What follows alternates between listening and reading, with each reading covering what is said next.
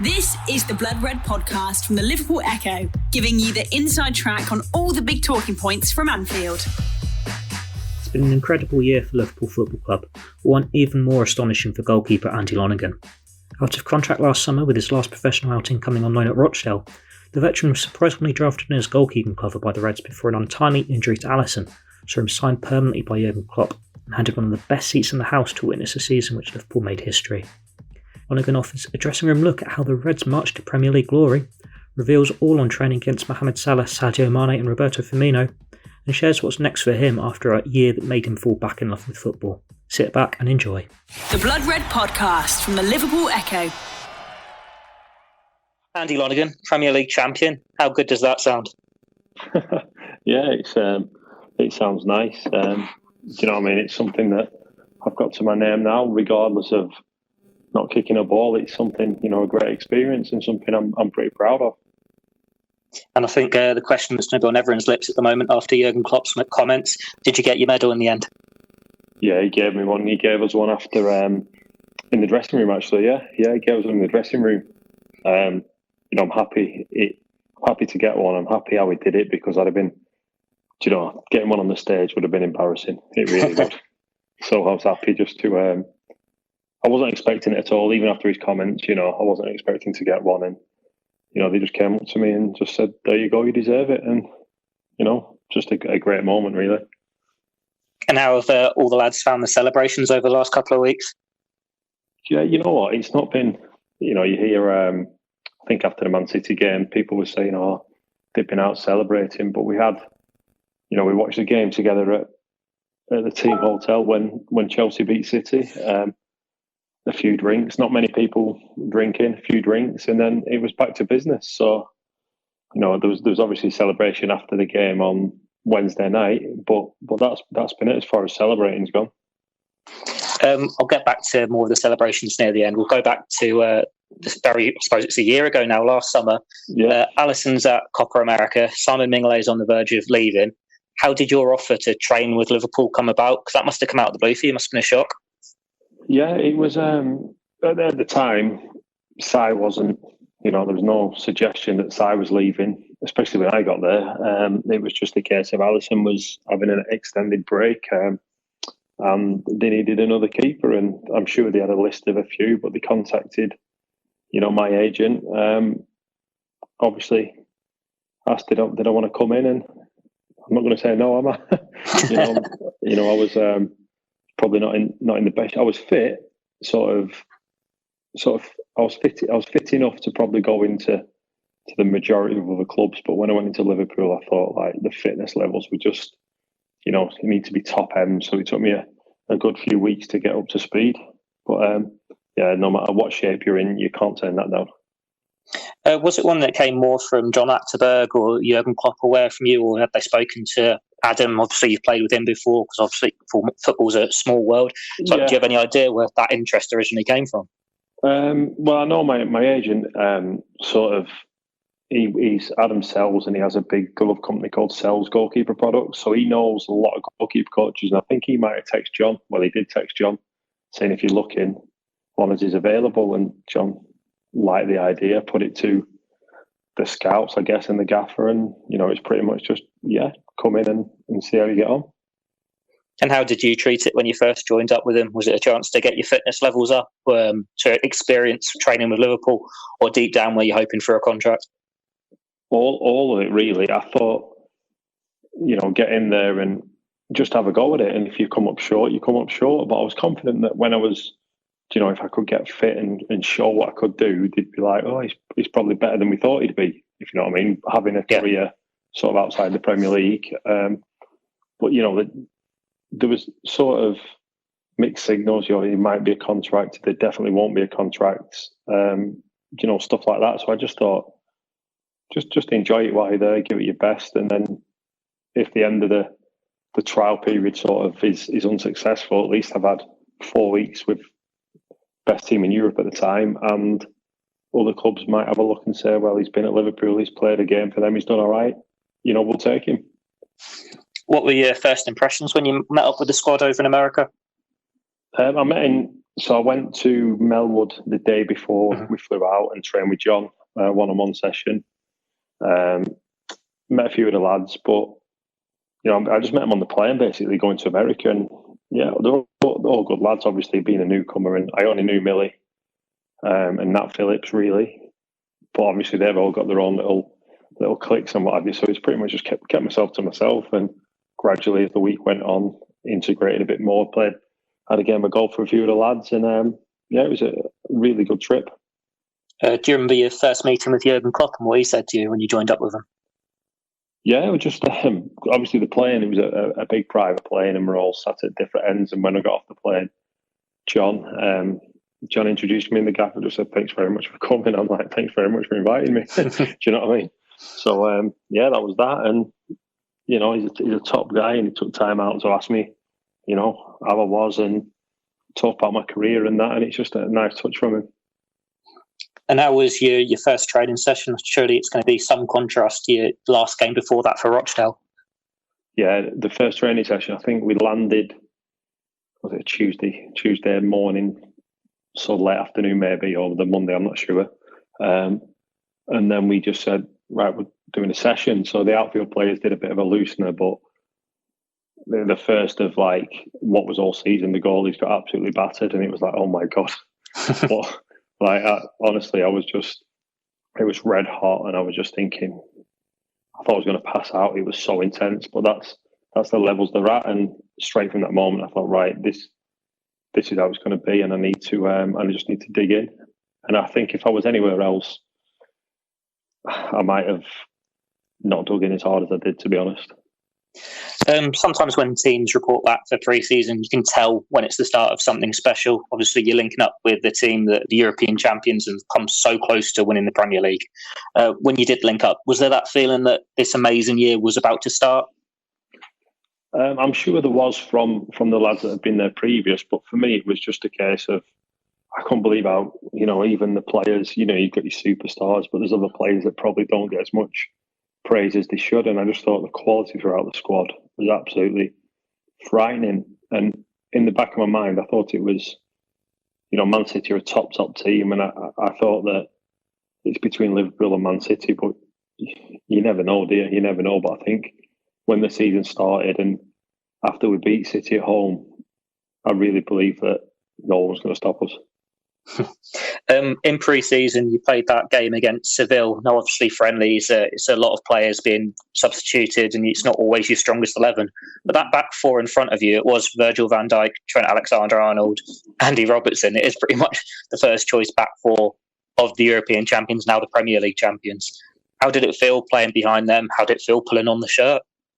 Yeah, it was strange. Obviously, I knew in advance I was going to be starting that game, and I just felt really calm and sort of, I wouldn't say I wasn't nervous, but I wouldn't say I was overly excited. It just felt really calm and like, right, you've got a chance now, let's go. And, I trained well that week. I felt fitter. I just thought hopefully things will run smoothly, and I tried to limit my risk taking, to make mistakes, which is, you don't want to be making a mistake when you get 45 minutes. So I tried to just play a bit safer than perhaps I would have done if it was 5 or 6 months down the line. Do you know what I mean? But no, it's great. It's a bit strange trying to shout into Virgil, man on and time. I think he knows everything. I don't need to tell him, but it's part of the job. It's one where these three now, they're arguably the best in their positions. It must have been quite, not a shock, but strange almost when you go into that quality of a backline. It's easier. It's so much easier. You know what you're getting from him. I mean, Virg never loses any battles in the air on the floor. No one runs past him. And to have someone like that in front of you, it makes the job so much easier. But also from me, I wanted to raise my standards to what they expect from a goalkeeper, so it was good for me as well. And then after the States tour, I suppose there's that uncertainty around the Community Shield. You're at Wembley, but they know Simon Mignolet's leaving. There are talks with Adrian, Alisson's back. What was being said to you at the time? Yeah, I think just before we went to Evian, John sat down and said, look, at the moment we've got Ali coming back, we've got Simon, and Queve's going to be fit. So at the moment there's there's not a space, but we'd love you to stay on and train until the season starts. And I'm like, well, that's perfect. I wasn't really expecting just to give me a contract, and then the Community Shield the night before, Si texted me saying, I was in the hotel obviously with him, and Si texted me saying, are you available to be on the bench tomorrow? And I'm like, no, I'm not a contracted player. So I started thinking, what's going on? And then after the game, Simon said his goodbyes to everyone, so it was a bit of a shock. And then John told me that Adrian was coming in, which I thought was a great signing, Premier League experience, which is massive really at that level. And then Adri come in, and we started preparation for the Norwich game. And then I think I was like, look, on the Thursday before the Norwich game, I said, right, that's me done. I need to go and find the job. Alisson got injured. Alisson got injured on the Friday, and I was back signing on the Saturday. Did you watch the Norwich game, and what was your feeling when Alisson went down? Yeah, well, I remember watching it obviously, and I think he took a goal kick or something, and I see someone kick the ball out of play, but you couldn't see on the television, the full pitch. And then said there's a problem with the goalkeeper, and he came off. It looked a bit of a bad injury, and then my phone just started going mad. Saying there's a chance, and then straight after the game, John rang me, said we want you to come back. Michael Edwards is going to call you in the morning, and it was as simple as that. Had you had any interest from other clubs before signing the contract, having trained with Liverpool? I'd had a few things, but there was nothing that really stood out that thought, and I never thought, I'm going to not start. I'm going to stop training with Liverpool to take something. There was nothing of great interest. There was something after the Community Shield that was really good, but they signed another goalkeeper in that time, which ended that. But I was happy just to train with Liverpool and just sort of wait till the transfer window shut, and then an injury. And I'd like to think I'd have been quite high up on a list of goalies to going in somewhere. Once you've signed the contract, when did it sign in that you're officially a Liverpool player? Do you know what? I felt like a Liverpool player from day one, really, just because how everyone was with me. Do you know what I mean? It was the fact I wasn't officially a Liverpool player, but it was just a smooth transition. I signed it, and then we went straight to Istanbul for the Super Cup, and then won a trophy after 2 days. It was crazy. And how was that training for the Super Cup, like going straight into chance of silverware? Obviously, all the players now are back training as well. It's all gung-ho straight off the bat. Yeah, it was. Yeah, it was. We flew out there, and we stayed right across from the stadium. And I remember looking at the stadium, thinking it's not bad. Turkish football has a lot of history, a lot of big clubs, and I think we trained at the Besiktas Stadium the night before. And then the day of the game, we went to Galatasaray and trained there. So it was like, wow, just being, two unreal stadiums. And we had the game. And, luckily for us, Adrian saved the penalty and the rest is history. I think it was, the first 8 games you've had on the bench over the course of the season, Premier League, Champions League. And you also had the FIFA Club World Cup as well. So finished the season, you're a world champion as well as a Premier League champion. I know. I managed to sneak on as third choice goalkeeper on the bench for them games. Yeah, it was. It was good. I've said before in an interview, I think the World Cup one I enjoyed more than the Super Cup because I really felt part of the squad. Whereas the Super Cup, I felt a bit awkward. Do you know what I mean? Even though I was sub and I was part of the team, the lads had done all the hard work. But the one in Qatar, I felt a real part of it. And obviously now you're integrated into the squad. You've had a chance to settle. What would you say the differences in quality are between training with a Liverpool and training for a club in the Football League? Is there a big difference in the quality there? Is it pace or something like that? Yeah, I think, you get people that say there's not much difference, stepping up a level. But for me, I've stepped in right to the top, and the difference in, there's a lot of talented players in the lower leagues and in the Championship, but these boys just have something else. They've obviously, I think they're a lot sharper, they're a lot faster. Technically, obviously, they're better, but I think mentally, the mentality is something that I noticed was, I've never seen anything like it before. The mentality of pretty much everyone in the squad the professionalism, that was the big difference for me. And we've had interviews with the players and with Jurgen Klopp all the way through the season, and it's always been they're not thinking about the league title, it's always the next game. But behind the scenes, surely there must have been a point where you thought, yeah, we're going to win this league. The gap was just getting bigger and bigger. Yeah, do you know what? Whatever they've said is completely true, because I was surprised how, after games, how little sort of the win meant to people. You know, it's great to win, but as soon as the full-time whistle went, we're in the dressing room and the gaffer's like, right, we've got whoever on Tuesday night, Saturday. It was just the next game. It was just job done, move on to the next one. And that's what it was like throughout the whole of the season. Do you know what I mean? I think once the league got sort of suspended, maybe only then did we start saying, you know, we wasn't sure if the league was going to carry on. But there was like, look, we're going to be champions. We're going to either win it on the pitch or we're going to get it points per game or whatever it was. That was the first time I'd heard it mentioned.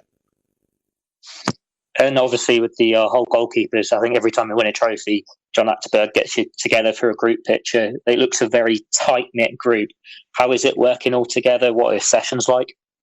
Oh, it's brilliant, mate. It's a wicked group. I mean, to be honest, we've not had everyone fit all season, so it's only recently we've had all four sort of first-team squad keepers training together. There's always, you know, little niggles here and there, but it's brilliant, mate. It's the best group I've been a part of. Obviously, talent-wise, but just as guys, they're just fantastic people. And the two goalkeeper coaches are the best goalie coaches I've worked with, and they work great together. Just how good is Alisson? Like, obviously, you see how good he is on the pitch, but when you're playing in a team as good as Liverpool, he almost doesn't have as much to do, so you can't really notice it as much, if that makes sense. Yeah, I mean, that's quite a common thing for people to say, oh, the goalie had nothing to do, but he makes it that way. You know, the way he controls his defence, and I think the hardest thing for a goalkeeper is not having anything to do, because then, you know, your lesser goalkeepers will start looking for stuff, maybe coming out for balls that aren't theirs, you know, trying to sort of make an impact in the game, where he's flawless. He's absolutely flawless. He's by far the best goalkeeper in the world, and I won't have anyone ever tell me any differently. And I know Adrian got a bit of slack in some sections for a couple of mistakes he made in the FA Cup and Champions League, but he's had a decent season too. Like, it's not easy to come in and be an understudy to Alisson and then go and, out of no pre-season, be playing 20-odd games for one of the best teams in the world. Yeah, I think the way Adrian come in and played probably maybe 9 or 10 league games on the bounce at the beginning of the season, he was fantastic. He was absolutely outstanding. The saves he made, his play, I don't think you could have got a better replacement. How he performed, I don't think anyone else could have come in and done that. It's a credit to him. He's a top man. He's an absolute legend of a character. Trains every day, works his socks off, and, you know, I'm so pleased that, you know, it's happened for him. And what are your thoughts on Kevin Kelleher? I think fans haven't seen much of him. He's had his injury issues, but there is some promise there. There is some talent there, and you can imagine he's going to get more opportunities as the years go ahead. Oh, definitely. He's a brilliant keeper, Queeve. He's sort of like the new generation of keeper. You know, like, I'm a bit more of the old generation, but he's so fast and he's unbelievable. He's like a centre midfielder with a ball at his feet, but he can make saves and he's brave. He's got a lot, Queeve. The only thing he's missing is games, and obviously we speak. John, Jack Robinson, me, Queeve, we all speak about it. The experience, you know, he's not got any experience, but I know a lot of keepers with experience who are not as good as him. Do you know what I mean? It's a tough one for him, because he needs to play games, and whether that's going out on loan or what, which I presume will be the plan for Queeve, because at the moment, no one's getting past Ali. Who is it you've been closest to at the club in the past year? I get on with everyone. I mean, everyone's they're just great. Honestly, such down to earth guys. I found, obviously, the lower down you go, the more sort of big timers you get, and people trying to prove things. Whereas here, everyone's just so comfortable and, you know, in themselves and what have you. But for me, you know, I spend a lot of time with the keepers. You know, we've got a great relationship. We go out for dinner. You know, we went to Ali's for a barbecue the other day. We get on really well. Outside that, I'll probably say Millie, Robbo, mainly the British lads. You know, we play golf together and what have you. yeah, I get on with everyone. But I'd say the sort of the British core tend to the ones that play golf together, and do you know what I mean, stuff like that. Steve Bruce made a comment at the weekend about Salah, Mane, and Firmino coming off the bench at the same time. I suppose, what's it been like for you facing them on a daily basis in training? Yeah, mate, it's brilliant. It's tough. Like, I remember the first few shooting sessions before Alisson came back, and I was like, I'd love to see how Alisson gets on in this shooting, because he's just top corner. Like, and I remember speaking to Ali about it, and he's like, sometimes you just, it doesn't matter who's in goal, you can't stop him. You know, when they're 12 yards out with a free hit at goal in the shooting, more often than not, he's going top corner or in upper post. So to make a saves, you've got to make a worldie. But no, they're brilliant. 3 great guys as well. And another example, like, I speak to everyone, them guys have never stopped working in the gym. Do you know what I mean? It's not look how they perform. You know, it's all preparation and how they look after themselves. And with Liverpool, obviously, they put out so many training videos. I'm pretty sure I've seen a fair few of you pulling off worldies, stopping them 3 from scoring. Yeah, well, I need to get hold of some more footage, because I've had some good days in the old shooting. Yeah, it's brilliant, mate. I love it. You know what I mean? It's one of them where that's pretty much my role, because the shooting sessions are so intense, and often they're on a Thursday. So, you know, there's been times where Alisson and Adrian are in one goal. Obviously, them 2 need more rest because they've got a game on Saturday. But me being at the time the third choice, I had a goal to myself, so it was pretty much 30 minutes of constant shooting. But I really look forward to it, and it's a chance to sort of show the lads what you can do. But sometimes when they're on a hot streak, wow, you just can't, the ball, you can't get near them. Who are the best players in training? Has there been anyone who surprised you? No, they're all unreal. They're all absolutely unreal. The one that I really don't like facing is Shaqiri when he's shooting, because he can do whatever he wants with that left foot. And I'm always like, if we're doing a 5-a-side, I'm always thinking, please be on my team, because if he's against you, he's just like a little magician when he's finishing.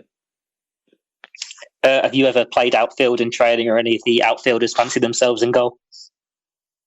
No, I don't think anyone would want to go in goal. It's a bad job, really. It's a bad job. But there's not a chance I could play outfield with them guys. I think Adrian goes outfield a few times. You know, he's got a bit. Yeah, he scored, didn't he, in Mark Noble's testimonial, was it? Yeah, he was telling me about that the other day. He said Craig Bellamy was going mad at him. He was on his team and he was going mad at him for doing it. But yeah, he fancied himself as an outfield player, like. And fans obviously see Jurgen Klopp as this charismatic character. I think everyone pretty much says what you see is what you get. What's your impression of him as a manager? Oh, he's brilliant, isn't he? You can't. You know, I've been at clubs where you always get 1 or 2 that will, you know, try and, if they're not in the team, try and upset people, and, you know, slag the manager off. He's not doing this, he's not doing that. But here, you've got everyone looks up to him and holds him in on such a pedestal. You know what I mean? He's brilliant. Everything he says, you know, every game plan, it works.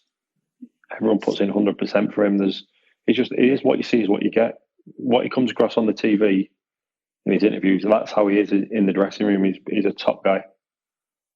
And how worried were the squad that the season might not be finished, or is that belief, well, we're going to win it one way or another? I know you've mentioned it before, but it's just like, it's strange times everywhere.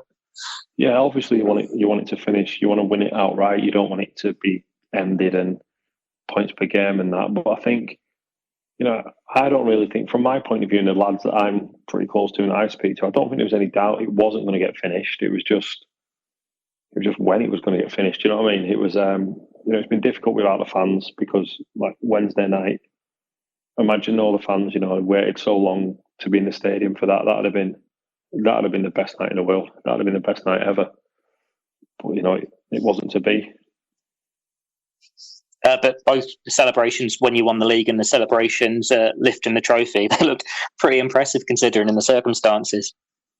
Yeah, well, it was brilliant, mate. You've obviously, to be fair to the club, everything they followed, you know, the social distancing, all this, you know, the one-way systems and limited, like our families managed to come in, but it wasn't a simple operation on the Wednesday for the game.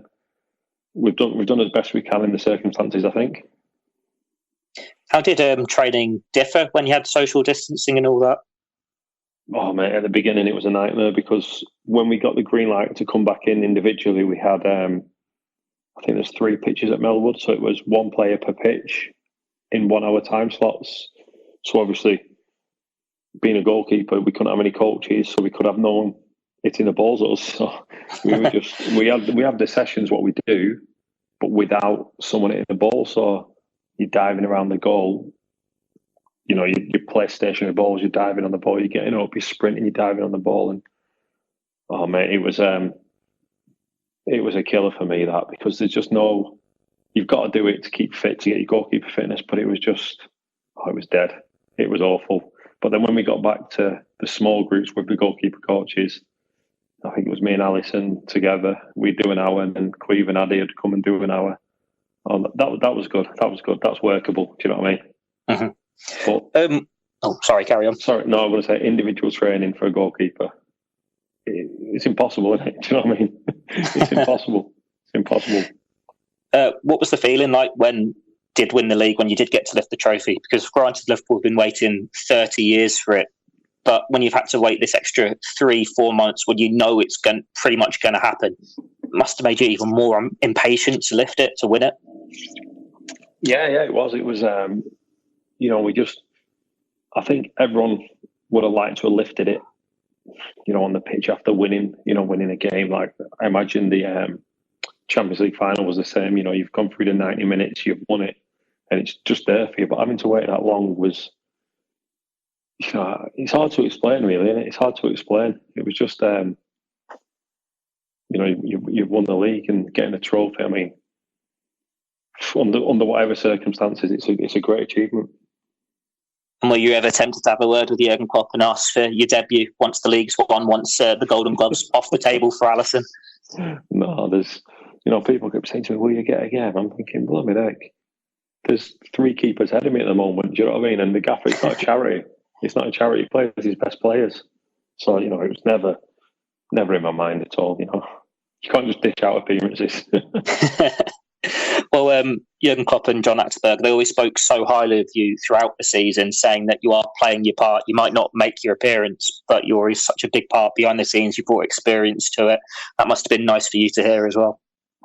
Yeah, of course. I mean, like, the role I've got, like Millie said to me on Sunday, she said, like, people don't really, not Sunday, sorry, when was it? Wednesday night, Millie was saying, people don't understand the role that, like, a third choice goalkeeper plays. If you're a bad egg, you can really sort of ruin the dressing room, if you think you should be playing in the first team and you toss training off. But that was never my intention. I would never do that anyway, regardless where I was. I train 100% every day and just try and make a good impression on the lads and the staff. So to hear them saying nice things about me is great. The saying is you can't teach an old dog new tricks, but I'm sure that's not true training with Liverpool. So what have you learned from this season? How's it improved you?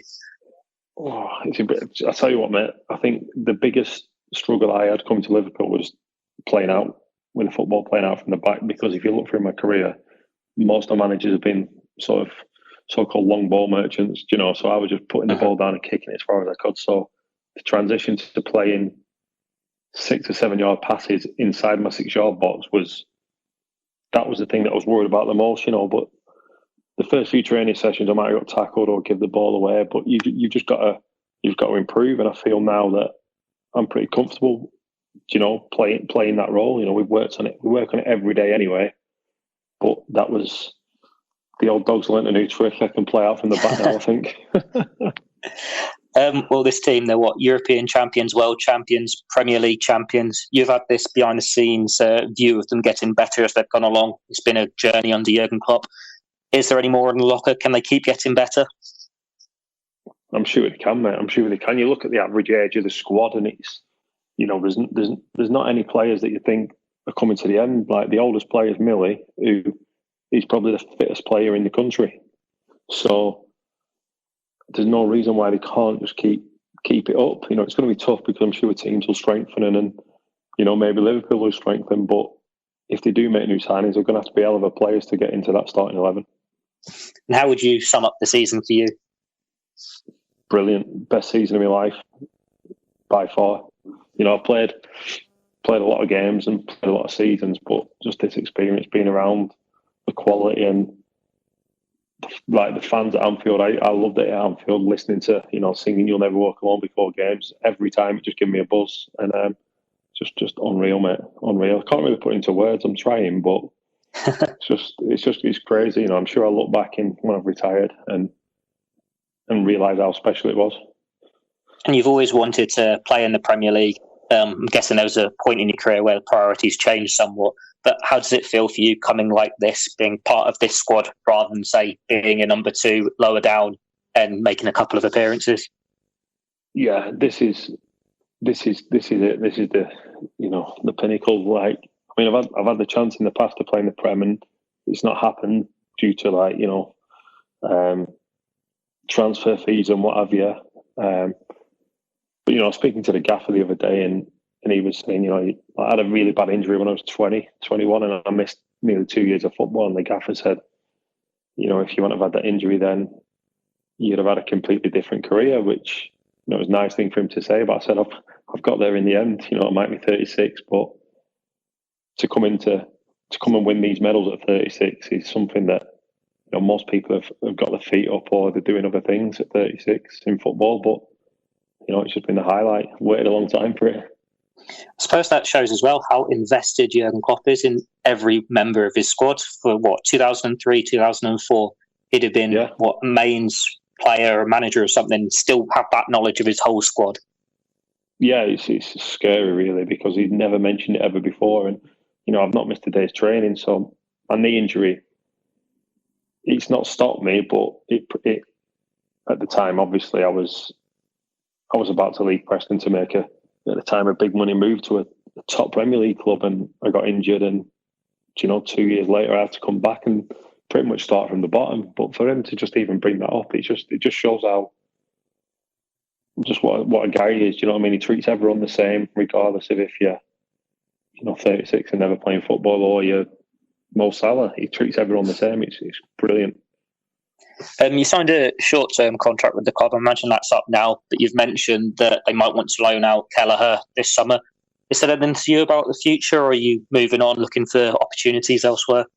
Yeah, at the moment I'm unemployed. Trying to play some golf, but it's not stopped raining. So, I think at the moment my time at Liverpool's up. What they do with Queeve, I think.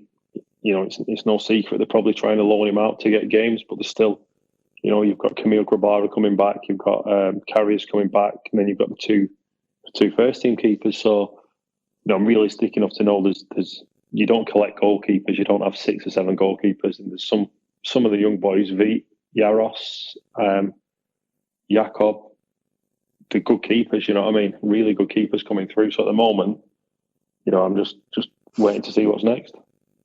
But if they call you either the season in mid-September, you'll be first to answer that call, will you? Well, of course I would. But obviously, there's things I want to do in my career, and I can't afford to not take an option if it's there, and hopefully on the off chance Liverpool come back, we want to try and spend some time abroad playing football, and if that's not the case, then I want to be based in the Northwest. You know what I mean? You've got your priorities as you get older, obviously kids in school and what have you, but going abroad, something we're quite keen on. And you're 36, so you still could have another 3-4 years left in the locker if you wanted to. Yeah, I think for me, it's not my body that's going to stop me. It's if I want to, and if I still feel the motivation, which is something that I could feel slipping away from me the previous years, but I got it back this year. Got it back so much, and sort of back in love with the game after having 3 or 4 years of thinking I could throw this at the end of the season. You've been listening to the Blood Red podcast from the Liverpool Echo.